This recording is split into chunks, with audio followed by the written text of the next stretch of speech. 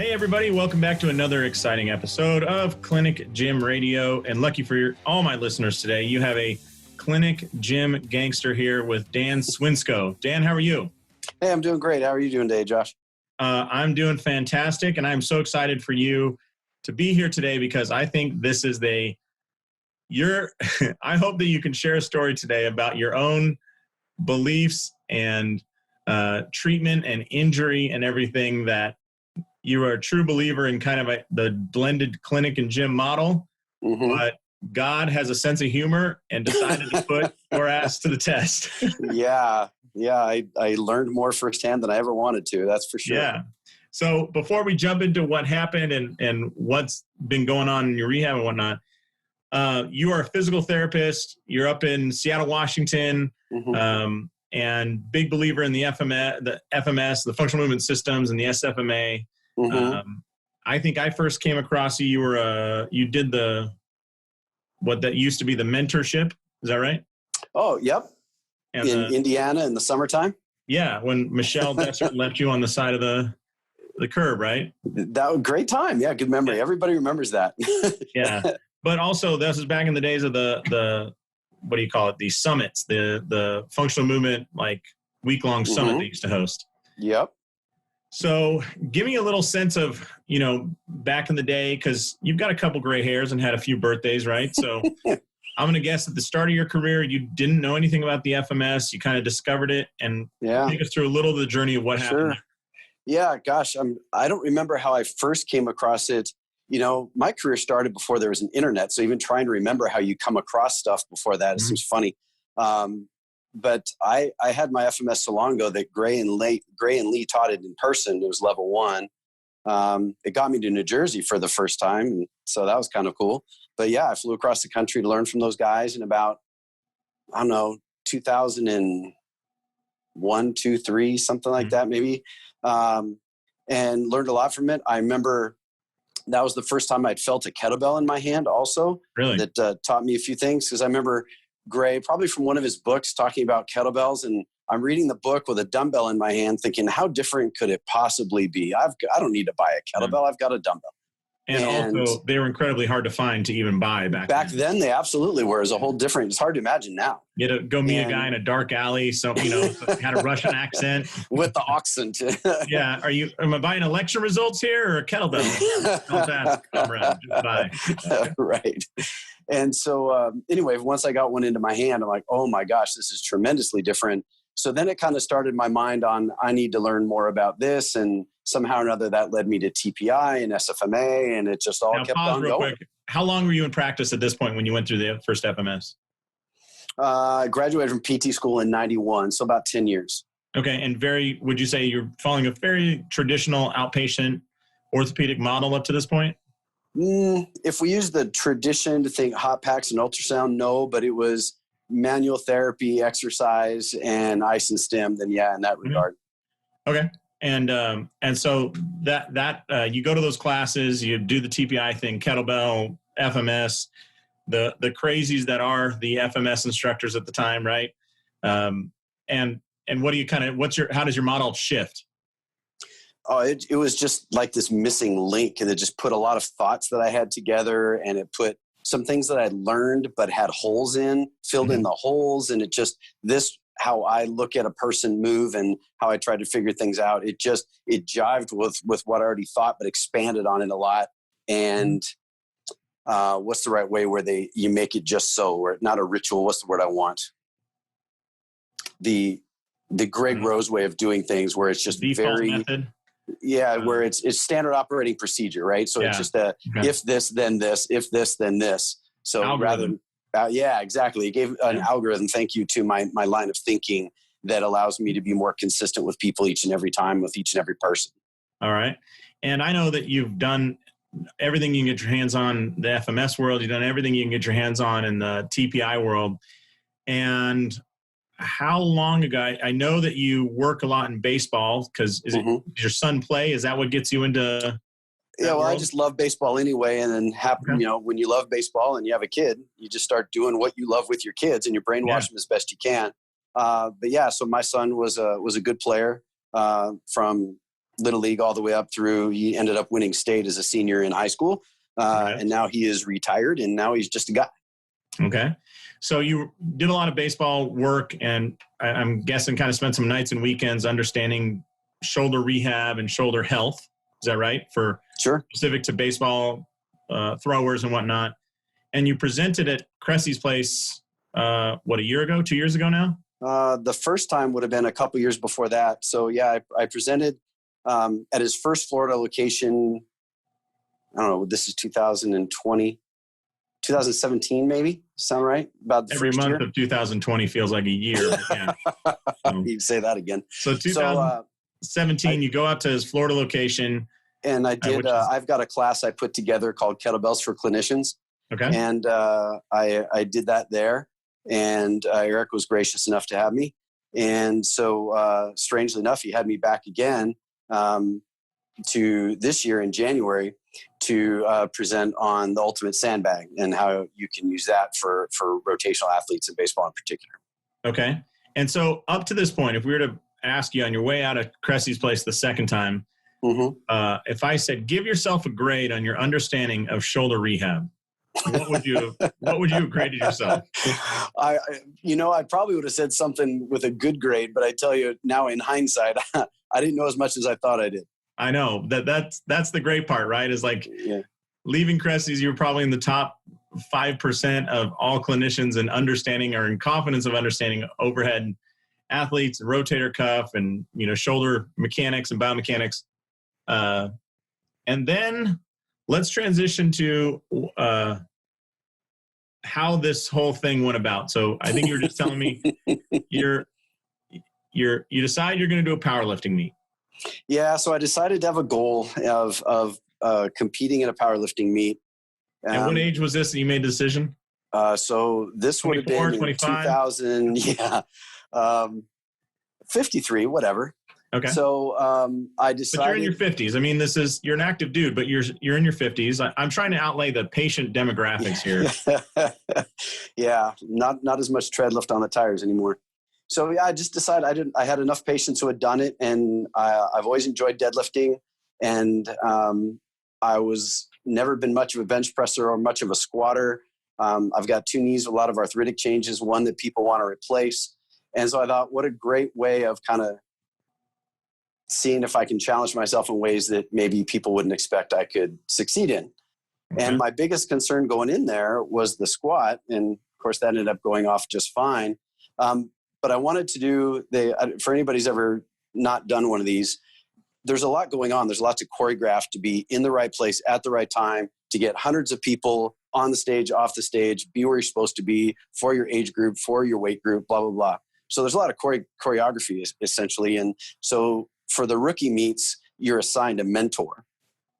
And so my mentor is the one that chose my weights and everything. And when we got there, all I was concerned about was the squat. Never even gave the bench press a thought, but that was the one that ended up changing things for me.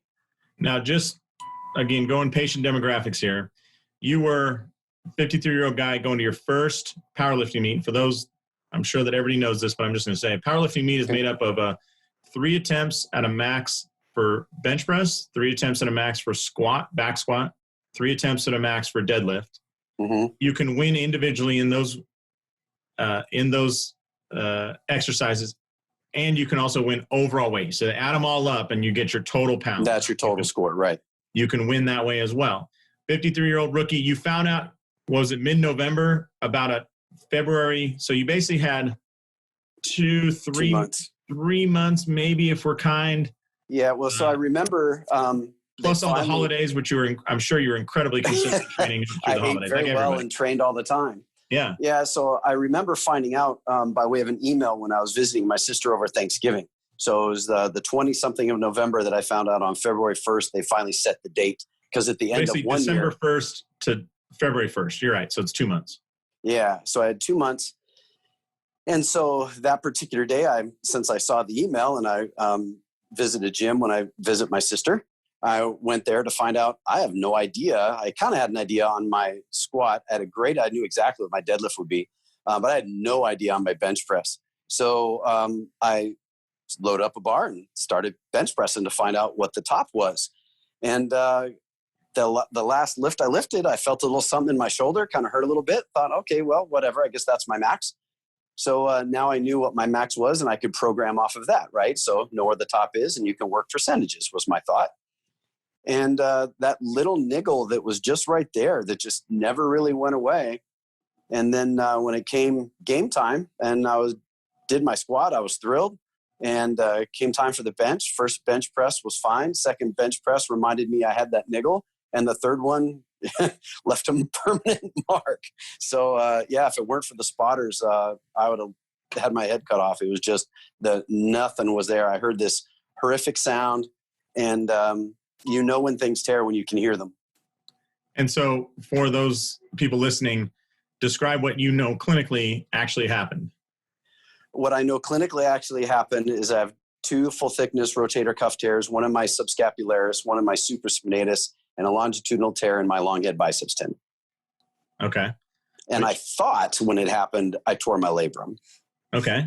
Because it made more of a crunching sound than a tearing sound. Okay. So that was that moment. And the best part of this is that you have this on film because it was being filmed for a powerlifting meet. And I've seen the video that you posted on Facebook, and maybe we can post it up when this podcast goes live. If you wouldn't mind sharing it with me, Dan, I'd love to throw it up in the Facebook post about this podcast. Okay. Just to illustrate, but I can look at it now without throwing up.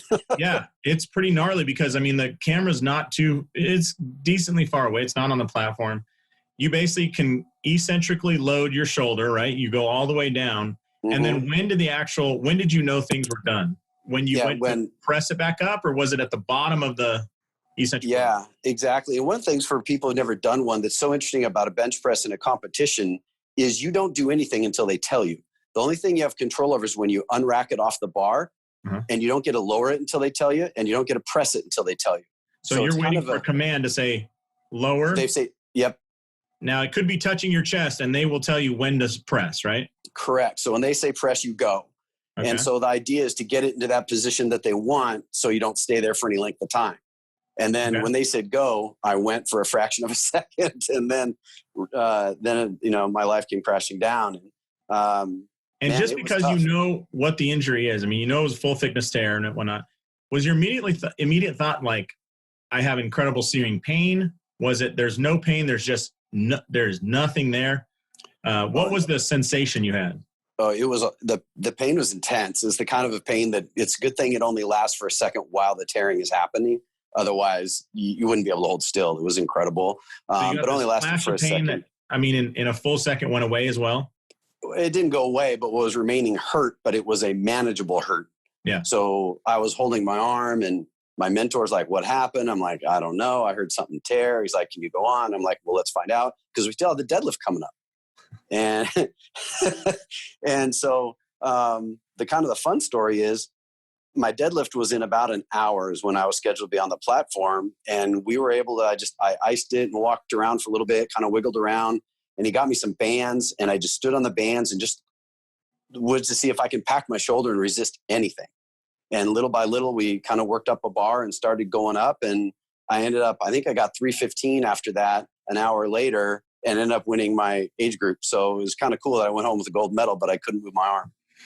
Gold medal and a full thickness rotator cuff tear. Yeah, 2 of them. Yeah. Two awards. Woohoo! Yeah. You ever watch The Hangover where the guy pulls his tooth out and he points and he goes, yep, that's what winning feels like right there. That's perfect. Yeah. Except you didn't have the overhead ability to actually point at either shoulder. I'll tell you, it was impressive. I couldn't use 2 hands to take off my shoes. Wow. Yeah. It was something. So immediately your clinical brain, I'm sure, is running, thinking, what did you think happened at first? And what did you want to know? Like, well, what happened at first, test on yourself, or, No, I didn't do any of that. I didn't, it was just, I couldn't even move my arm. Like literally, Could you brush your teeth? Could you wipe your butt? None of that. None of that at first. Awesome. I know. And it was about an hour away.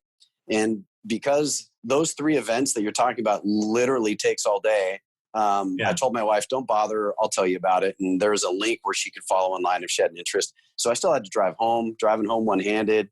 Like I said, taking off my lifting shoes one-handed. And so I was just really worried about what am I going to tell my wife? Because you think, and maybe correctly so, I was kind of an idiot. I just think the fact you can't get out of your singlet and then you pop into like the Applebee's for a quick meal. Like, who the hell's a weirdo in the singlet? Right. Yeah, who's this guy in his underwear? Yeah. But yeah, so it was all of that. And then it happened on a Saturday. So I kind of had Sunday to kind of start ruminating about what might be wrong. But I would have bet you dinner at a nice restaurant. I tore a labrum. So I was pretty confident I was going to have surgery. It's just a matter of when. Okay. And so then it's just a matter of, okay, well, let's call a doctor friend and get in and get some information. And doctor did an ultrasound on my shoulder in office and saw the biceps tear and saw just stuff that detail-wise you couldn't tell with the rotator cuff. There's just a lot of water there. So there's tears, but he recommended more detail of an MRI. So we got the MRI, and then that's when he told me I had Did you get an arthrogram full or just thickness. Yeah, it was an MRI arthrogram. Okay. Now, here you are, a dude that's seen how many arthrograms in your life, how many patients with rotator cuff tears of, all grades, and you would have bet a lot of money on a labral tear. And so you're surprised there's no labral tear. Mm-hmm. Labrum's totally intact, mm-hmm. which is also that's interesting to me, just knowing the mechanism. I'm thinking in bench press, when you tore, basically the humeral head wants to shove posterior and a little bit superior, right, because of the angle of your arm there. Right. And the only thing holding it, the glenoid to the humerus at that point, after you tore everything else, was you tore through the long head, right? Yeah, so I think it had more of an anterior drive to it because my elbows were below my shoulder. So I think as I was initiating, I was thinking that, if you think about now that we know what's torn, that mm-hmm. it probably, went that direction. So, mm-hmm. A slap lesion probably would not have been uncommon with that. It just didn't happen with me. Yeah. So thankfully. Yeah. And I wonder if your pec was, the seatbelt limiter to not let your humerus go back, right? Funny you should say that. That's what the doctor wanted to rule out. He said he was pretty confident I'd have a torn pec, and he thought for sure that would need some repair. So that's why he pushed for the MRI. And so, we were both wrong. It was kind of cool to get that information. Incredible pecs that are huge and resilient, right? Yeah, I really almost need support for them. They're so big. Yeah. You should donate some to charity. Most people could use some pecs. Anyways, so there you are. Now it's let's say by Wednesday, I don't know, when you had the MRI, you've got all the reports back. You talked to your doctor friend. Sunday night, you're sure you were going to have surgery of some sort, right? Mm-hmm. And now Wednesday or whenever the MRI comes around, and when did you start kind of thinking maybe this is not surgical? Maybe there's another path. Well, as soon as we knew it was a cuff tear, then my thought is, he was like, well, who do you like for surgery? I'm like, how do we know I need it? Yeah. Right. I mean, let's see what happens. And so, and I'm still not done yet. I mean, like I was telling you before we started, no one would know I have anything wrong with my arm right now. I mean, I know things still aren't normal. But at this point in time, anything that involves pulling is back to normal.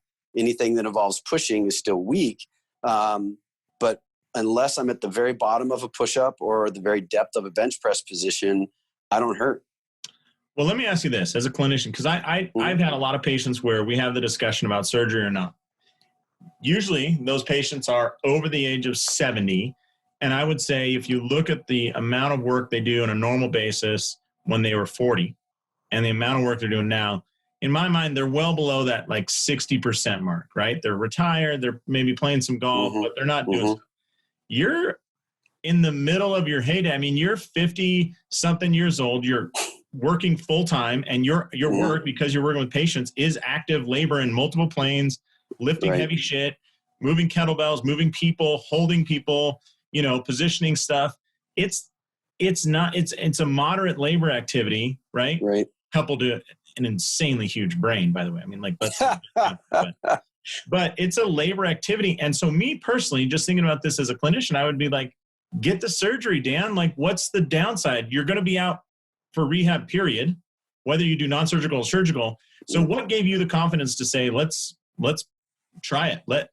Would you have done that with any other 53-year-old patient that came in with a full thickness rotator cuff and biceps tendon tear? Well, that's such a good question, because if it's anybody else, then that means somebody's going to pay for the rehab. So inevitably, you're going to have either issues with cost or issues with insurance coverage, or kind of those blend in together. So I don't have to ask for permission to run myself through a program. So I don't have to call the third-party administrator and tell them it's important for me to have 3 more visits, right? So I just did my thing. So outside of the world of insurance constraints, that's one. But I will tell you. So you're saying if you would have considered any other patient, just saying, okay, what would I do with unlimited resources for unlimited rehab here? If I had unlimited resources for unlimited I mean, it wasn't like I had therapy every day. You know, I did full on what someone might call physical therapy 3-4 days a week. The other days, just like any other day, I was just too busy to do other stuff, but I never missed a day of work. Right. But normal activity is part of rehab, right? Right. You bet. And that's doing normal things normally. You're right. And especially when you were knocked down as far as where, you know, I couldn't use my arm for anything. So I remember so well something I never gave a thought of to anyone else who had a shoulder problem: drying my left arm or drying under my left arm. I'd have to use my right arm to lift my left arm to the towel rack, and then I'd hold on to the towel rack so I can dry my left arm after a shower. So the day I was actually able to hold my left arm all by itself so I could dry it was a cool day. This is like on an old car where you have to lift the hood up and then find the kickstand to hold it up, or it's going to chop you. 100%. Down, right? That's a great analogy. Yeah. You know, I work between 2 locations, and in one of them, the soap dispenser next to the sink is on the wall behind the sink. Okay. So you have to reach the length of the sink and then push the little lever so soap will drop down into your hand. It was a long time before I could do that comfortably. Wow. So, this is the crazy thing. I went through a bout of pretty bad discogenic back pain, and it is crazy. Like when they say pain with flexion, like, you know, my thought is, 30 degrees of flexion. No, like 2 degrees. Like I remember having pain, you know, that would recreate my symptoms by looking down at the time, like 2-year-old, 3-year-old son. You know, I mean, you think about that's just cervical flexion. There's very little weight transfer or anything. And it's like, that's enough. And then for me, it was leaning forward to spit out toothpaste. I had to work to a staggered stance to do that, you know? And I'm like, that's not that much flexion. So I appreciate your struggles. So, So when did you have confidence that you were not, because you could have had a week of rehab and said, hey, this didn't go that well. I'm now going to decide to get surgery. When did you have the confidence to say, nope, we're on a non-surgical path here. We're committing. We're on the Oregon Trail, and we're going to go all the way to the ocean. We're going to find the Pacific. That's right. I don't remember when that was that I had confidence we were going to succeed. I had confidence I was going to try, and I wasn't going to have surgery unless I failed. This is July. I bet you in May, I was really confident I've made enough progress that I couldn't envision backsliding enough to where surgery was going to need to happen. So the tear occurred February 1st and May. So you were 8, maybe 10 weeks into rehab that you felt confident enough? Yeah, something like that. Hey, I want to tell you all about Membrant. Membrant, with a D in there like Rembrandt. Membrant is an app platform. Now, this company is the one who built the Clinic Gym Hybrid app. And if you purchase our accelerator program, you will get firsthand knowledge of what they do. But I think this is the next evolution in clinics who want to really give their patients better care, better service, while making it more convenient. So what Membrane can do is help you design a custom app for your company. This isn't just like rebranding somebody else's. This is your app that lives on the App Store and your patients can download. Now, what's the power of an app? Well, let's just say, for example, that you have a certain protocol that you want your low back pain patients to go for. So let's say you include the McGill Big 3, a little talk about repetitive motions and finding your kind of McKenzie protocol of reducing your pain through those repetitive asymptomatic movements. Well, you could tag the patients, meaning that you kind of put them on a list that says you want them to have access to the low back protocols, right? And then you could have another program of videos, articles, exercise descriptions, all that only go out to your patients with shoulder pain, right? Or ones that go out to patients with plantar fasciitis. If you can build that program, then what Membrane can help you do is make sure that only the patients that really need the plantar fasciitis exercises, get that delivered to their phone. That thing that they're staring at, some estimates say as many as 500 times a day. All right. So check out membrant.com, or send me an email. I can hook you up with those guys and they can put together a fantastic program. I think it's really the future, and it's one more way that technology will help you make more money while providing better care and a better business model. So check out membrant.com. Let's talk about like going from when I had asked you earlier, when you left Kresge's place, give yourself a grade on how great you were at shoulder care. Yeah. And you know, probably would have graded yourself an A- because you're a little humble, right? What was the lowest you ever felt in this journey about your knowledge of shoulder care? Like, did you have something where you couldn't find a position of relief, or you just couldn't get any kind of progress, and you're like, man, I'm doubting myself and my knowledge? Well, the day the night it happened, almost went to the emergency room because I couldn't find anywhere to go. Unless I was standing, there was literally nowhere to put my arm without it hurting so bad. And whatever drugs we had in the house weren't enough. I think we had some leftover Vicodin from something from years ago. And even that wasn't touching it, huh? No. And so that first night was awful. And I was on the edge. I just remember my wife was asleep and I'm like, do I wake her up? Do I wake her up? Do I wake her up? And eventually made it through the night. That was really awful. But I've been fortunate enough that it's never really been that awful other than that one time. The first day. Not with the pain, but the dysfunction or lack of ability to use it has been. But, it's just been on a slow, steady ascent. It still hasn't stopped. Like, things that I can do now, as an example, would be like, let's say I'm pressing a kettlebell overhead and I can push press a 52 right now. I can't quite press it. I used to be able to press it, but I can push press it. And so I would work my way, like get an 8 kilo and then just just one after the other, gradually work your way up to the heavy one. And now I can just grab a 35 and press it pretty comfortably. And then the 44 will be a little sketchy. And the 53 is like everything I got. But so the bottom keeps rising. Does that make sense? Mm-hmm. So it's never stopped. I've really never had a setback other than maybe a month or two out. It may have been like, say, April-ish. I kind of worked it pretty hard. And the next day I ached a little. I'm like, ooh, and maybe I did too much. And it was like, I don't know, 6 hours of the next day where I ached and then it was fine. And I've just been a little more cautious with how I proceed since then. And I've, knock on wood, I've not had a setback. So that's great. You haven't had a setback. Have you been surprised at how slow things have gone, or other times how fast they've gone? I'm surprised at how fast and how well. Okay. My shoulder has exceeded anyone's expectations. Okay. Well, soon it'll be strong enough you can pat yourself on the back there, my man. Yeah, just takes a little more range of motion, right? That's right. So, well, let me ask you a couple questions. Like, you're saying like push press of 53. Uh-huh. A lot of people would struggle with the mental confidence of that thing not coming down and smashing you in the head. Mm-hmm. Right? Or like, I think about a Turkish get-up. You got to protect the moneymaker, right? I mean, you're struggling for good looks right now. Have a 53-pound kettlebell come down on your face is not going to get us in the direction that we're hoping. Yeah, right? You brought up a good point. So in the process, every time something was new, it was incredibly scary. And it would hurt. Let's touch on that real quick, because a lot of times clinically, we think this is difficult. But you're saying this wasn't difficult physically. It was scary psychologically. It was both. Yeah. I mean, I think like fear avoidance behavior is a real thing. You got to experience firsthand with a rotator cuff. Most of the research is written around freaking low back pain, right? Like, oh, here's and so dig into that a little, because I'm very interested. Okay.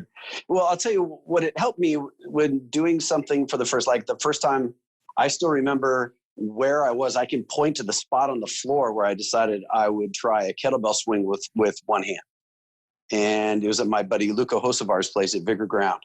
And so I am there and things are starting to get better, and enough to where I thought, I wonder if I can handle that reflexive load and control a kettlebell swing and not have my arm fly away across the room, because that's kind of how it feels like sometimes.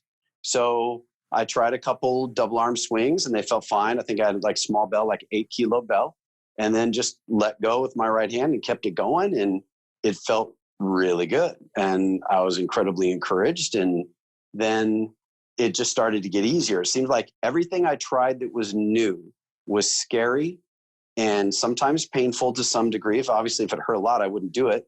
But if it hurt and was scary, and in my logical brain, I could say, I know I'm not in a position where I'm going to harm myself, then I would give it a try. And what happened right before my eyes is a lot of that pain went away as soon as I like proved it to myself I wasn't going to get hurt with it. It was, I presumed it was just reflexive guarding and so on. But it was really amazing. Like usually when I exercise, I put 3 exercises together. So I'll do a set of this one, set of this one, set of that one. So A1, B1, C1, right? And I usually would set it up to where one of those 3 was going to be something new for me or something that's going to be really challenging. The other 2 would be within my abilities. And when it went to that one that was really hard, that very first time, whether it was a Turkish get-up or the swing or any of those kinds of things, or I remember doing push-ups on the TRX, scared me to death. When you go to do them, the very first one hurts the most and scares the most. And then the next rep and the next rep and the next rep just get easier and easier and easier. And the amount of ease with which things improved within a matter of repetitions, not in a matter of visits, or like it would be equivalent to someone having a clinical visit, but just the amount of repetitions was amazing to me. And so it's like, just give your body a chance to learn it can do this, and don't put it in too much in harm's way, and you'd be amazed what you might be able to get. And then just ask for a little more, and then just ask for a little more. And I've just been stair-stepping my way up.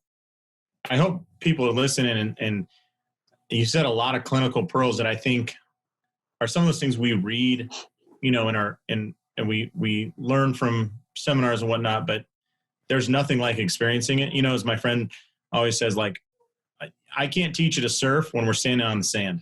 You got to get in there. And good analogy. What's interesting to me is you're saying like you would try stuff, but what I hope everybody realizes, we're scared of things we don't understand. And when we talk about like giving a patient education is as effective for, I'll just use low back pain again. Mm-hmm. Patient education is as effective as manual therapy in some studies. If you just educate the person enough.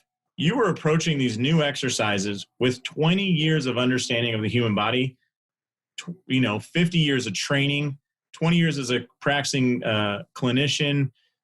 You knew all of them. You'd seen them all performed. And yet, with all that knowledge, you still had fear, right? Oh, yeah. Absolutely. Who's never seen this exercise before. They don't understand the joint mechanics. They don't understand the possibility. And I just think, man, I've been underestimating how scary some of these moves will be in rehab for my patients, and underestimating how much I should celebrate the fact when they do get over that.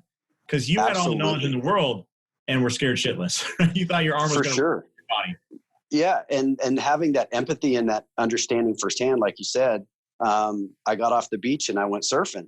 And so now when I'm helping the next person, I can say, I know exactly how this feels. And I'm right here with you. I'm not going to ask you to do something if I think something's going to go wrong, right? You're like an attorney never asks a question they don't know the answer to. Therapist isn't going to ask you to do an exercise they think you're going to fail at.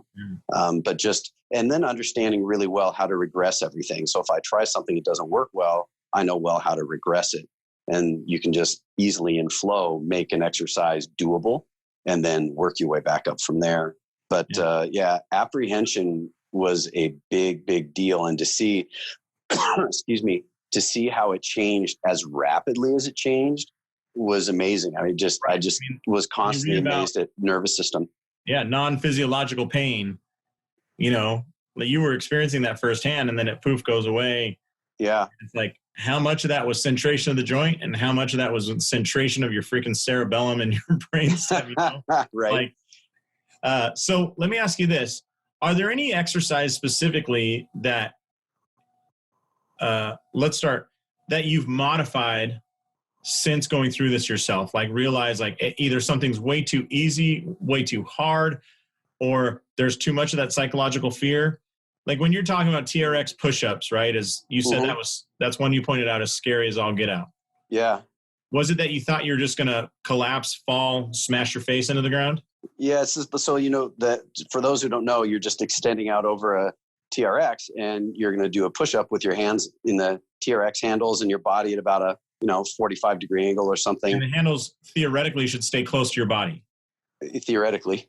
I mean, if you have no shoulder stability, though, those things can go flying out above you, next to you. Exactly. Everywhere. And so that's the fear that you won't control it and you're not in a position to catch yourself. So, to kind of bring that full circle to what you asked about fear avoidance and guarding and whatnot, the first time I wanted to try a pushing movement, I tried it against a treatment table and I was able to eccentrically lower myself to the table. And the second it was time to push, everything shut down. I had zero. And so I had to catch myself with my foot. And so, and mind you, I know all the tricks of how to generate tension and I was locked in, baby. And I still couldn't Pavel push. Satterlee is like smiling at your position. Absolutely. Right? Pavel would have thought I was a rock, And so, but no, I couldn't push out from that.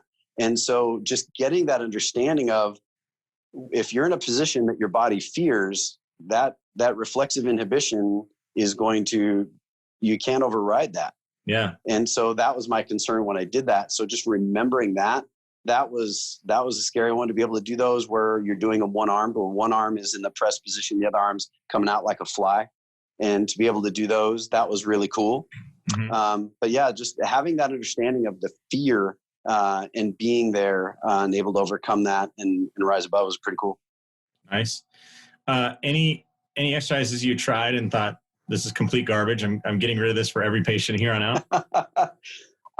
No, but a lot of people in our profession talking shoulder rehab have made fun of the TheraBand ERIRs, right? Yeah.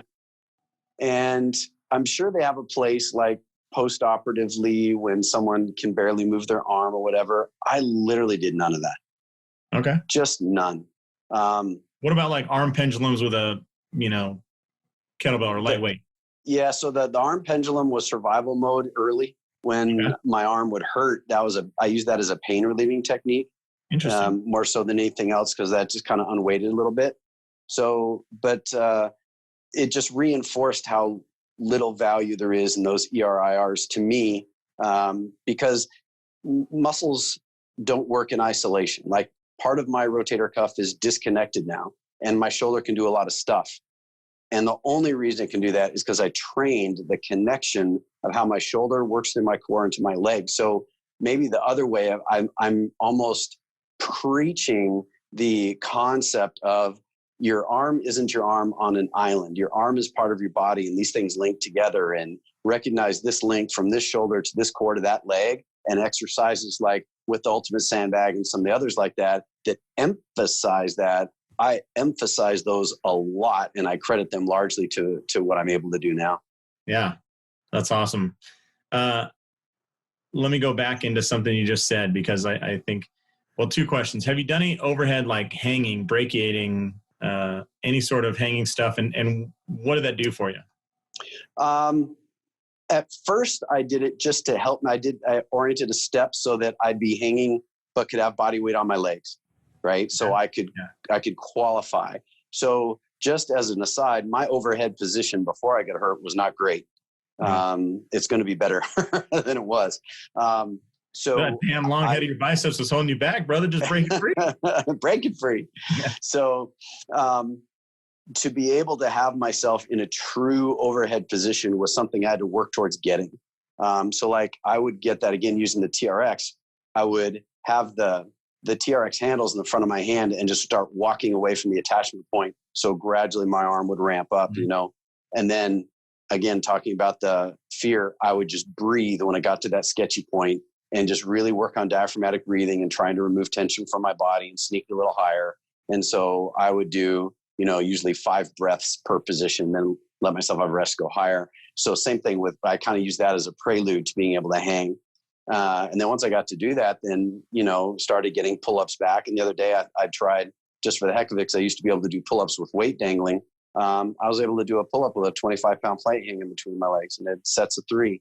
and felt like I could have done more, but I didn't want to push it. So it was pretty cool to get that back. I really feel my hanging or my pulling type strength is really back to normal. It's just deconditioned from where I was before I got hurt, but my shoulder really doesn't leave me for that. So various things from hanging, whether it be pull-up variations from a variety of different grips or just hanging, or one I like to do is where you flip your grip, you hang, and you've got one pronated, one supinated, and then you flip them around and kind of grip back and forth as you're hanging there.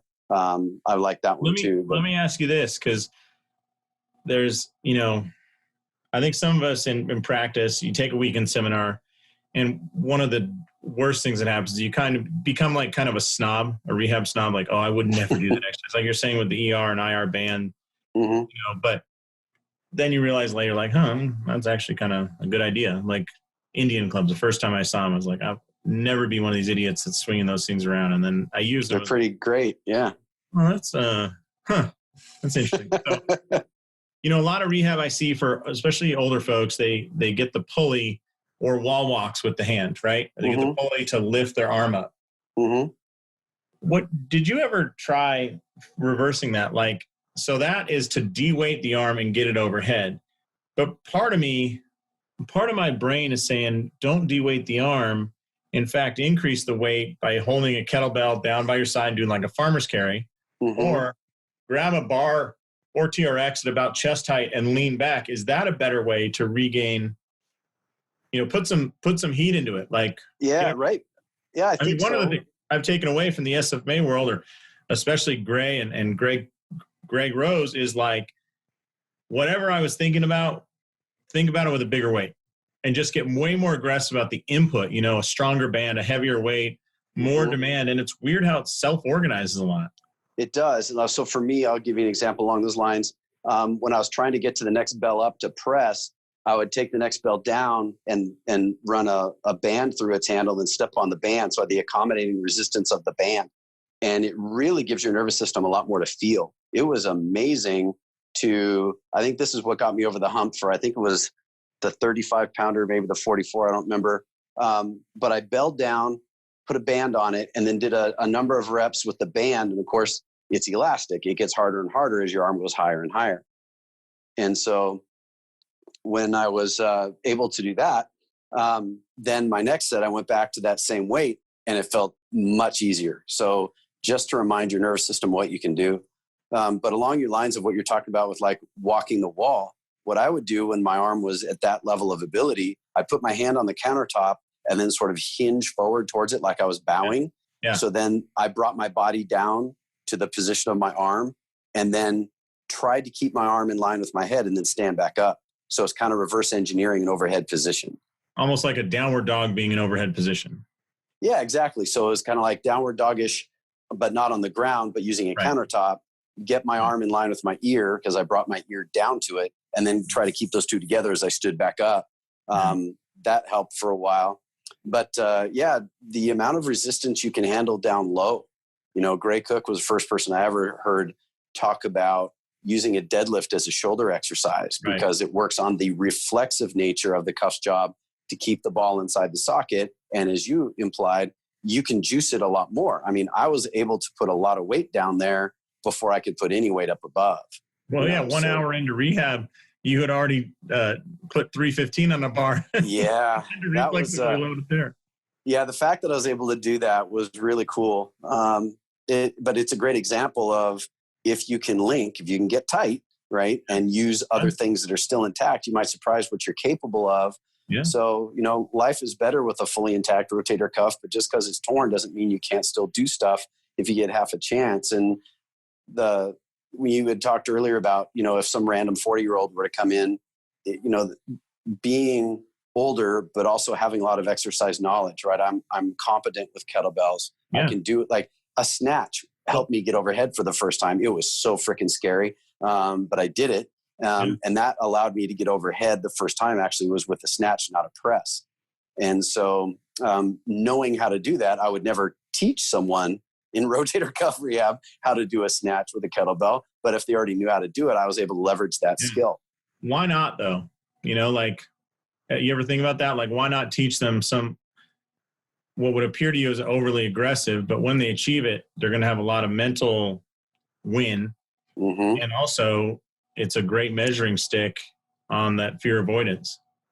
Because Yeah, I would for guess sure. that if I took you before you're ready for that, I don't know how to term that, but before you're ready, Right. Mm-hmm. that, the snatch needs to end up overhead. But if it ends at, I don't know what we want to say. So if 180 degrees is straight up ahead, if it ends at 150 degrees, which is basically arm in line with ear and eyeball Mm-hmm. up like this, is that Right. a sign like, hey, I'm still dealing with this fear avoidance? Because a snatch, you're typically at that stage not limited by the strength, right? Because the strength or the power is mostly developed in your hips. Correct. It's just a matter of being able to stop it when it got there. Yeah. Huh. And same thing with the sandbag. So when you snatch a sandbag, it's a double hand snatch. And the reason I really liked that was the weight was behind me. So I felt like the weight was going to help me get into a better position. And so a lot of the stuff that was scary was also helpful at the same time. And then once I snatched it up there, then I could do other things like I could lunge or squat or whatever and start to layer on complexity and connectedness. So with our last couple minutes here, Dan, because I want to get you back to clinical practice, and I appreciate your time. You talked about the ultimate sandbag a couple times, and I'm a big fan of DVRT and the Hankins and the program they put together with the sandbag. Mm-hmm. I know you actually use it at Cressy's place for your presentation, right? Mm-hmm. But it is what the kettlebell was in 2002 at your first FMS, I think the sandbag is now, right? I agree. Hard to get a hold of, misunderstood, and people think, what could possibly be the difference between a two-handed sandbag that weighs 100 pounds and these two 50-pound dumbbells, right? Yeah. When have you learned that is the right tool, and what can you share with us to use a sandbag for rehab, which it gets a lot of play in for whatever reason, MMA world seems to love it in fitness. But what do you think rehab-wise we should understand about it? It's just like with the kettlebell. You either have to take somebody's word for it or get your hands on one and feel the difference. Yeah. But I first learned, they had a lady in our area, Elizabeth Andrews is her name. Very cool lady. She's got a very Southern accent. So Dan has 2 syllables when she says it. It's Dan. And so she's just a sweetheart. And she turned me on to these things and said, I can't believe you're not using the ultimate sandbag. I'm like, what's the ultimate sandbag? And so anyway, she brought one to me and started showing me some of what it was. And then we actually had her, she was a master trainer for them at the time, come and do an in-service for our staff. And then a few years after that, I hired Josh and Jessica to do an in-service and get all of our staff certified in their program. And now I'm teaching for them. Very cool. And so, where do you think it really shines? It shines in the connectedness. So I think you talk to any rehab professional, whether a PT or chiro or whatever, and you learn as you go more through your career that every problem is a body problem, not a joint problem, right? So you don't have a shoulder problem, you have a body problem. You don't have a back problem, you have a body problem because of how things are so interconnected, right? Mm-hmm. And so when you start learning that and you realize that your back is going to work better when your core works together with your arms and your legs, and your arm works better when it works better with your core and your legs, and your leg works better when it works better with your core and your arm. I have not found another tool, in my opinion, better at teaching people how to feel that linkage. And the coolest thing is when it's a motor control problem. So if you go SFMA and you determine we have a motor control problem here, and you use the sandbag as the tool, you're correcting it, at least for me, I'm correcting it faster than what I did with anything else. And so it's like these one visit amazing changes in what people are capable of or the comfort they have where they didn't have before. Mm-hmm. It's so amazing in rehab. It belongs in rehab. Wow. All right. So everybody listening, go get a kettlebell. That's right. Sorry, go get a sandbag. Sorry. And I use the discount code. I heard it with Josh Satterlee. Enter Swinscoe on the website and nothing will happen, but you'll still end up with a sandbag. Yeah. Well, this has been great, Dan. I really appreciate all your insight. It's exciting to follow you along and see how well you're doing without surgery and in rehab. And I don't hope that everybody listening gets an injury of their own to learn from, but I do think it's interesting to go through it yourself and share those lessons from getting into the waves with that surfboard and realize like, oh crap, like this is scarier than I thought, or there's a lot more fear than I thought. Because we need to give our patients some grace sometimes, when they don't want to do something. So I'm already thinking of ways to modify certain exercises to give them, put a foam plyo box, like the TRX thing. I'm wondering if I put a foam plyo box underneath, if that would have helped, or a band pulling back to the pull-up bar. That would have been for sure. Yeah. Yeah. I think for me, what's changed is, when you see something in someone's eyes, or you hear just a little hint in their tone of voice, I ask now, does that hurt or is it scary? And if it's scary, then we talk a little bit. And are you scared because you think blah, blah, blah? Yeah. I'm like, okay, well, here's why that's not going to happen. And, right. So, and then they immediately have confidence and they really dial it in. I remember having somebody, I don't remember what was happening. I was probably going to have a deadlift or something, but bless their heart for being honest with me. But I was about to have a person deadlift who, prior to me doing that for them, had the firm belief that they're about to hurt themselves because deadlifting is bad for your back. And I just sensed I knew the person could move well enough to do the exercise, but the way she was moving is like, does something hurt? Did you not tell me something? She goes, well, no, I'm just really scared. Like, why are we scared? We talked about this. You learned how to hinge. She goes, well, everybody knows deadlifts are bad for your back. I'm like, wow, thank you for sharing that. Let's chat for a minute, because everybody doesn't know deadlifts are bad for your back, because they're only bad for your back if you do them poorly. Right. Man, we have so much to learn, huh? Just yes, when you think you've taken all the seminars. Yeah. Life teaches you well. Yeah. All right. Well, Dan, share your clinic name and whatnot so people can get a hold of you if they have some questions or cool. Thanks. I'm at Peak Sports and Spine Physical Therapy in Issaquah. And if you ever want to get a hold of me, I'm there all the time. If you want to follow me on social media, just at Dan Swinscoe. Most of my stuff is on Instagram, but also Facebook. And I've got a YouTube channel. If you want to hop on there and subscribe, you can see my videos on YouTube. Awesome.